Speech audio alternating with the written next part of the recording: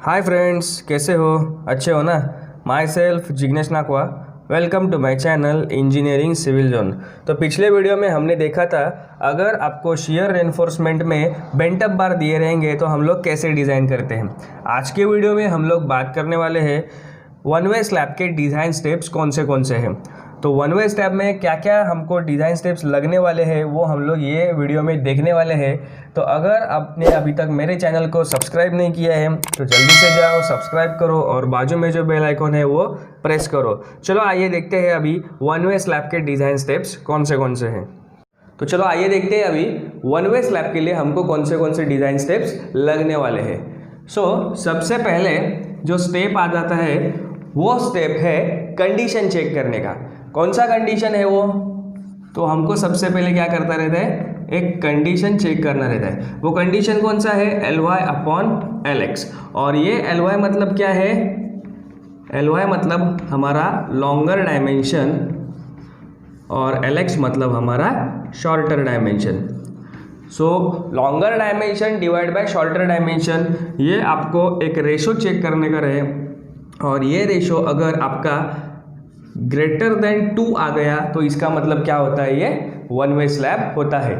मतलब Ly/Lx ये ratio अगर ग्रेटर देन 2 हो जाता है तो आपका क्या कंडीशन आ जाता है? उधर वन वे स्लैब आपको डिज़ाइन करने का रहता है। अभी वही वन वे स्लैब के लिए कौन से डिज़ाइन स्टेप्स लगने वाले हैं वो हम आज के वीडियो में देखने वाले हैं। तो चलो आइए देखते हैं। अभी सबसे पहला जो हमारा स्टेप है वो सबसे पहला स्टेप है हमारा डिज़ाइन कॉन्स्टेंट्स हमको लिखने के हैं। Design constants. अभी डिज़ाइन कॉन्स्टेंट्स क्या क्या है? तो इसमें आ जाता है आपका रूम डायमेंशन, उसके बाद आपका आ जाता है Fy, उसके बाद FCK, उसके बाद MU लिमिट। तो ये सारे किस में आ जाते हैं? तुम्हारे डिज़ाइन कॉन्स्टेंट्स में आ जाते हैं। इसका मतलब क्या है कि आपको क्वेश्चन में जो कुछ गिवन डाटा दिया रहेगा वो सारा गिवन डाटा आपको लिखने का है। किस में लिखने का है? वो डिज़ाइन कॉन्स्टेंट्स में लिखने का है। सेकेंड अभी स्टेप देखते हैं। सेकेंड स्टेप है हमारा एस्टिमेशन ऑफ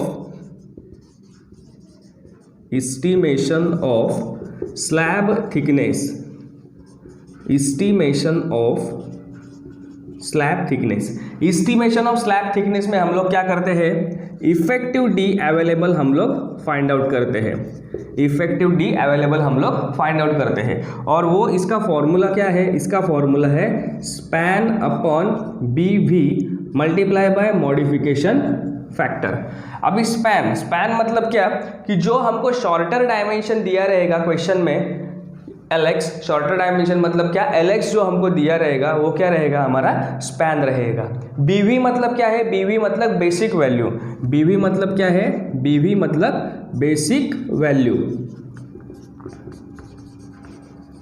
और ये बेसिक वैल्यू टोटल हमारे पास 3 है। सबसे पहला जो वैल्यू है वो है 20, वो हम लोग यूज़ करते हैं सिंपली सपोर्टेड स्लैब के लिए। सेकंड है 7, ये हम लोग यूज़ करते हैं कैंटिलीवर स्लैब के लिए। और थर्ड है अपना 26, और ये हम लोग यूज़ करते हैं कंटिन्यूअस स्लैब के लिए। ये टोटल 3 वैल्यूज़ हमारे पास है एज पर इंडियन स्टैंडर्ड। फर्स्ट है हमारा 20, ये हम लोग यूज़ करते हैं सिंपली सपोर्टेड स्लैब। अभी सिंपली सपोर्टेड स्लैब में क्या क्या आ जाते हैं? तो सिंपली सपोर्टेड स्लैब में हमारा वन वे स्लैब आता है और 2 वे स्लैब आता है। तो ये वन वे और 2 वे के लिए हम लोग क्या करने वाले हैं? ये बेसिक वैल्यू हम लोग 20 यूज़ करने वाले हैं एज पर इंडियन स्टैंडर्ड। नेक्स्ट है सेकेंड 7 हम लोग कैंटिलीवर स्लैब के लिए यूज़ करते हैं। और ये है थर्ड 26, ये हम लोग कंटिन्यूअस स्लैब के लिए यूज करते हैं।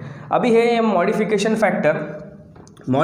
फैक्टर मतलब हमको इसका वैल्यू 1.2 टू 1.8 इसके बीच में हमको एज्यूम करने का रहता है। अगर आपको क्वेश्चन में दिया है सो इट्स ओके, तो वही वैल्यू आपको यूज करना पड़ेगा। अगर आपको क्वेश्चन में नहीं दिया है तो आपको 1.2 टू 1.8 में से आपको जो अच्छा लगे या फिर जो आपको मन में आए वो आप डिजाइन में ले सकते हैं। नेक्स्ट है, अभी आगे देखते हैं। तो इसके ऊपर से हमको डी अवेलेबल मिलने वाला है। अभी आपको आगे करने का है एज्यूम, आपको अभी एज्यूम करना क्या है? डायमीटर ऑफ बार आपको एज्यूम करना है। अब ये डायमीटर ऑफ बार आप क्या एज्यूम कर सकते हो? 12 mm या फिर 10 mm या फिर 8 mm, आपको जो अच्छा लगे वो आप इधर एज्यूम कर सकते हो। बाद में हमको इसमें फाइंड आउट करने का रहता है कैपिटल डी अवेलेबल, मतलब ओवरऑल डेप्थ। ये है हमारा इफेक्टिव डेप्थ अवेलेबल और ये है हमारा ओवरऑल डेप्थ अवेलेबल। सो इसका फॉर्मूला है D available plus D dash plus diameter divide by 2। अब ये डी डैश क्या है? डी डैश मतलब कवर, और कवर हमको लगता है स्लैब के लिए 20 mm। एज पर इंडियन स्टैंडर्ड हमको कवर लगता है 20 mm स्लैब के लिए। सो ये हमारा कैपिटल डी अवेलेबल भी आ जाएगा। सो ये हमारा इधर स्टेप नंबर 2 कंप्लीट हो जाता है। अभी स्टेप नंबर 3 देखते हैं। स्टेप नंबर 3 है calculate effective length. Calculate effective length. Effective length मतलब क्या है? L effective. इफेक्टिव लेंथ मतलब एल इफेक्टिव। अभी ये एल इफेक्टिव में टोटल 2 कंडीशंस है। सबसे पहला जो कंडीशन है वो है एल प्लस डी और सेकंड कंडीशन है एल प्लस टी। सो डी मतलब क्या? ये जो हमने सेकंड स्टेप में डी अवेलेबल फाइंड आउट किया है, मतलब इफेक्टिव डेप्थ, वो हमको इधर लेने का है। और एल मतलब अपना स्पैन, और सेकंड कंडीशन है एल प्लस टी। टी मतलब क्या? थिकनेस, या फिर आपको विड्थ ऑफ सपोर्ट दिया रहेगा तो वो विड्थ ऑफ सपोर्ट आपको इधर यूज करने का है। अभी आपको क्या करने का है? इसमें से दोनों में से जो लेस आएगा, which ever is less, which ever is less मतलब दोनों में से जो लेस आएगा वो आपको क्या करने का है? एज अ इफेक्टिव लेंथ करके आपको लेने का है। नेक्स्ट अभी हम लोग सॉल्व करते हैं स्टेप नंबर 4 में calculation of load. Calculation of load, या फिर हम इसको बोल सकते हैं load calculation. Calculation of load, या फिर हम उसको बोल सकते हैं लोड कैलकुलेशन। सो इसमें सबसे पहले आ जाता है self weight of slab. Self weight of slab, और सेल्फ वेट ऑफ स्लैब मतलब क्या है? इधर 1 × 1 × 25 × डी अवेलेबल। सो 1 × 1 मतलब क्या है? सबसे पहला जो 1 है वो हम लोग ऐसे एज्यूम करते हैं कि हम लोग 1 मीटर लेंथ के लिए ये फाइंड आउट कर रहे हैं। सेकंड जो 1 है वो आपको ऐसा रहता है कि हम लोग इधर जो उसका जो विड्थ है वो हम लोग 1 ले रहे हैं। तीसरा जो 25 है तो हम लोग ये जो स्लैब है वो हम लोग कंक्रीट से भरने वाले हैं, कंक्रीट से कास्ट करने वाले हैं, तो वो कंक्रीट का उधर आपको कैरेक्टरिस्टिक स्ट्रेंथ लेने का रहता है, तो वो इधर 25 हमने लिया है। और डी अवेलेबल मतलब क्या? जो हमने स्टेप नंबर 2 में फाइंड आउट किया है, मतलब उसका ओवरऑल डेप्थ। सेकंड जो हमारा आएगा इसमें वो है लाइव लोड। सो लाइव लोड आपको क्वेश्चन में दिया रहता है, वही आपको यूज करने का है। सिर्फ आपको क्या करने का है? 1 मीटर लेंथ के लिए आपको ये एज्यूम करने का है। और तीसरा जो है वो है फ्लोर फिनिश लोड FFL। ये भी आपको क्वेश्चन में दिया रहता है, सिर्फ आपको ये 1 से मल्टीप्लाई करने का है। ये तीनों लोड निकालने के बाद आपको क्या करने का है? एक टोटल लोड फाइंड आउट करने का है। टोटल लोड, टोटल लोड मतलब क्या? कैपिटल W, और इसमें हमको करना है 1 + 2 + 3। ये तीनों का आपको क्या करने का है? इधर एडिशन करने का है। नेक्स्ट है हमको इसमें ही करना है factored load. Factored load, factored load मतलब क्या? WD, और हमको करने का है सिंपल 1.5 से ये जो हमारा टोटल लोड आया है उसको मल्टीप्लाई करने का है। सो ये हमारा स्टेप नंबर 4 इधर कंप्लीट हो जाता है। अभी स्टेप नंबर 5 में कौन सा हमको स्टेप दिया है वो हम लोग देखते हैं। तो चलो आइए देखते हैं अभी स्टेप नंबर 5 में हमको कौन सा स्टेप दिया है। सो स्टेप नंबर 5 में हमको सॉल्व करने का है calculate factored bending moment. Calculate factored bending moment. Factored bending moment में हमको क्या करने का है? MD फाइंड आउट करने का है, और इसका फॉर्मूला है WD × L effective square divide by 8। WD हमने स्टेप नंबर 4 में देखा था, और एल इफेक्टिव हमने स्टेप नंबर 3 में दिखा था। और ये जो हमारा फॉर्मूला है बेंडिंग मोमेंट का वो हम लोग सिंपली सपोर्टेड स्लैब के लिए यूज करते हैं, और ये वन वे अपना सिंपली सपोर्टेड स्लैब है, इसके लिए हम लोग ये फॉर्मूला यूज करने वाले हैं। बाद में हम लोग स्टेप नंबर 6 में सॉल्व करने वाले हैं, calculate required depth. Calculate required depth. Required depth का मतलब क्या है, हमने स्टेप नंबर 2 में एक डेप्थ फाइंड आउट किया था और वो डेप्थ था अवेलेबल डेप्थ। मतलब आपको जो आपको गिवन डाटा दिया है, जो आपको डिजाइन डाटा दिया है, उसके हिसाब से जो इफेक्टिव डेप्थ है वो कितना आने वाला है। और ये रिक्वायर्ड डेप्थ मतलब क्या कि आपके एक्चुअल डिजाइन में कितना रिक्वायर्ड डेप्थ लगने वाला है, तो वो हमको अभी इधर रिक्वायर्ड डेप्थ फाइंड आउट करने का है। तो इसके लिए हम लोग करने वाले हैं compare MD is equal to MU limit. अभी MD ये हमको स्टेप नंबर 5 में मिल जाएगा। MU के लिए टोटल हमारे पास 3 वैल्यूज है। सबसे पहला जो वैल्यू है वो है 0.149 FCK BD स्क्वायर। सेकेंड जो वैल्यू है वो है 0.138 FCK BD स्क्वायर। और थर्ड जो वैल्यू है वो है 0.133 FCK BD square. So first जो वैल्यू है वो हम लोग यूज करने वाले हैं स्टील Fe250 के लिए, सेकेंड हम लोग यूज करने वाले हैं Fe415 के लिए, और तीसरा हम लोग यूज करने वाले हैं Fe500 के लिए। सो आपको देखने का है आपको कौन सा टाइप का स्टील दिया है, और MU लिमिट का फिर वैल्यू आपको उसका ही स्टील का यूज करना पड़ेगा। और इसके ऊपर से हमको क्या मिलने वाला है, ये जो D है रिक्वायर्ड डेप्थ, ये हमको मिलने वाला है। अभी ये कंडीशन में आपको क्या चेक करने का है, जो आपका जो D अवेलेबल जो है वो आपका ग्रेटर आना चाहिए D रिक्वायर्ड से। मतलब जो सेकंड स्टेप में हम लोग सॉल्व करने वाले हैं वो हमको ग्रेटर मिलना चाहिए, और जो 6 स्टेप में हम लोग सॉल्व करने वाले हैं वो हमको लेस मिलना चाहिए। अगर आपका ये कंडीशन आता है, इसका मतलब क्या है, आपका जो स्लैब है वो क्या है, ओके है। स्लैब क्या है, ओके है। मतलब आपने अभी तक जितना भी कैलकुलेशन किया है वो सारा सही है। नेक्स्ट है अभी स्टेप नंबर 7। स्टेप नंबर 7 में हमको सॉल्व करने का है, जो हम लोग वन वे के लिए जो स्टील यूज करने वाले हैं वो स्टील का आपको एरिया फाइंड आउट करने का है। तो हम लोग इधर अभी स्टेप नंबर 7 में सॉल्व करने वाले हैं, calculate area of main steel. Calculate area of main steel, AST। इसके लिए फॉर्मूला है AST।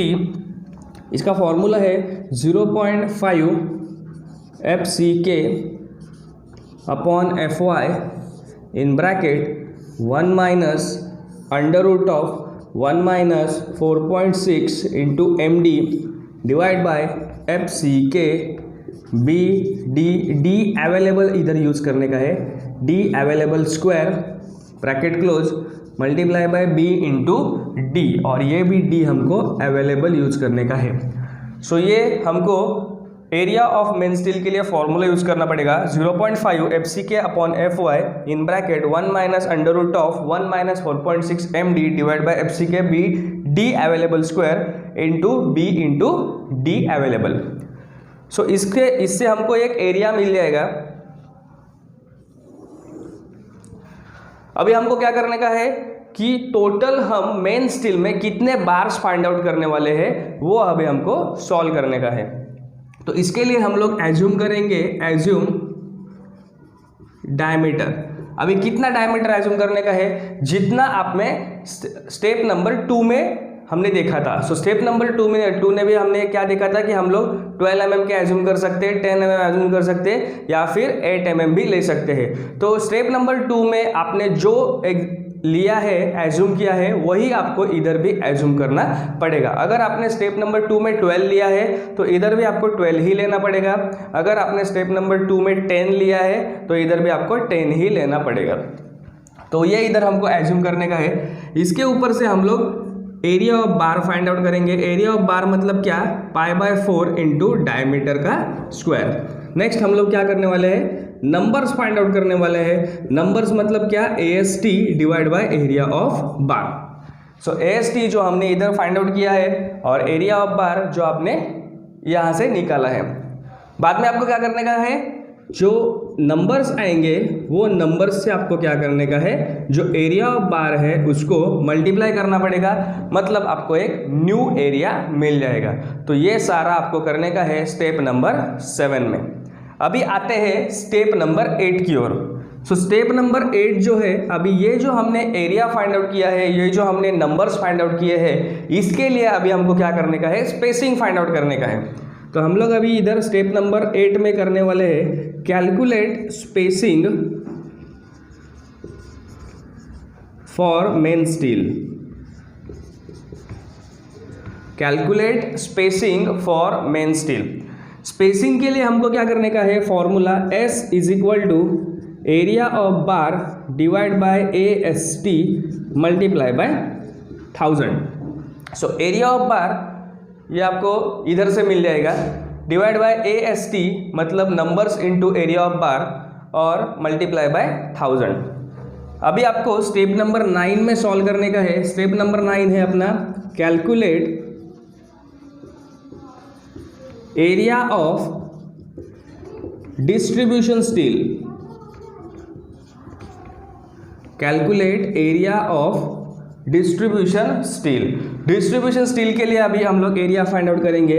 इसके लिए फॉर्मूला है ASTD इज इक्वल टू, इसके लिए टोटल 2 फॉर्मूलेज है। सबसे पहला जो फॉर्मूला है वो है 0.12 divide by 100 into B into D available. तो ये एक फॉर्मूला है और दूसरा फॉर्मूला है 0.15 divide by 100 into B into D available. So ये एक दूसरा फॉर्मूला है। अभी पहला जो फॉर्मूला है 0.12, ये फॉर्मूला हमको यूज़ करने का है Fe415 और Fe500 अगर आपको स्टील दिया रहेगा, और सेकंड जो फॉर्मूला है वो हमको यूज़ करने का है अगर आपको Fe250 ये स्टील दिया है। तो अभी आगे देखते हैं। सो इतना हो जाने के बाद आपको अभी आगे फिर से एक डायमीटर एज्यूम करने का है। सो हम लोग फिर से अभी एक डायमीटर एज्यूम करेंगे और ये जो डायमीटर रहेगा वो कैसे रहेगा, मेन स्टील के एक स्टेप पीछे रहेगा। मतलब मेन स्टील अगर आपने 12 mm किया है तो ये 10 mm का एज्यूम करना पड़ेगा। अगर मेन स्टील का डायमीटर आपने 10 किया है तो ये आपको 8 mm करना पड़ेगा। तो एक मतलब 2 mm का गैप बीच में रखने का है। तो इसके ऊपर से हम लोग फिर से area of bar find out करेंगे। बाद में इसका formula π/4 diameter square.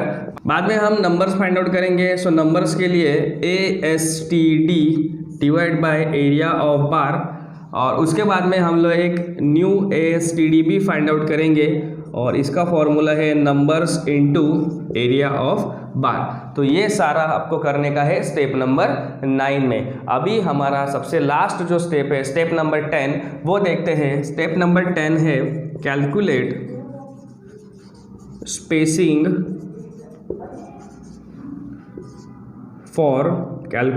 Spacing for distribution steel. Calculate spacing for distribution steel और S is equal to area of bar divide by ASTD multiply by 1000। So ये हम लोग फॉर्मूला यूज़ करने वाले हैं और ये टोटल हमारा 10 स्टेप भी इधर कंप्लीट हो जाएगा।